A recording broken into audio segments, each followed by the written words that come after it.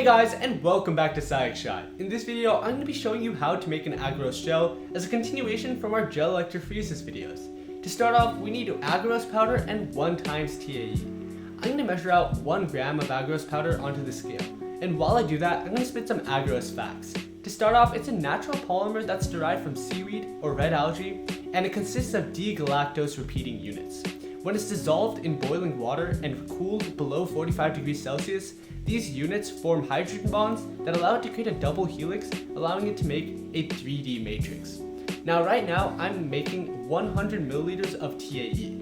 TAE is a mixture of tris base, acetic acid, and EDTA, and its primary use is in agarose electrophoresis, allowing us to separate nucleic acids like DNA and RNA. Now I'm going to add our 1 gram of agarose to this 100 milliliters of TAE. This is going to allow us to have a 1% agarose gel. As you can see, I'm using a beaker, so my measurement isn't precise. If you want to be a bit more exact, make sure to use a graduated cylinder.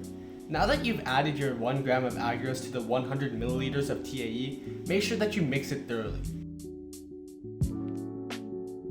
I am microwaving it for about a minute, and while I microwave it, let's talk a little bit about what is going on.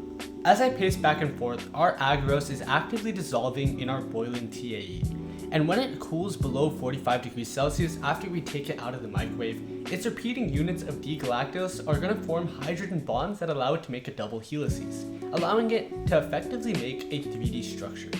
Now, in a 1% gel, our pore size is going to be about 100 nanometers to 450 nanometers. That's going to allow us to measure a certain size of RNA or DNA. And don't make the same mistake I did and make sure to wear a glove, because your 1 times TAE is going to be boiling off. You're going to know that you're done once your agarose is fully dissolved and your 1 times TAE is clear. Now, make sure to set up your gel electrophoresis mold apparatus. You're going to slowly pour your 1 times TAE into this, and this is where it's going to cool below 45 degrees Celsius. You're also going to have a coat to allow you to have sample wells in your gel. Now, I'm going to do a little celebratory dance, but congratulations, you've learned how to make an agarose gel.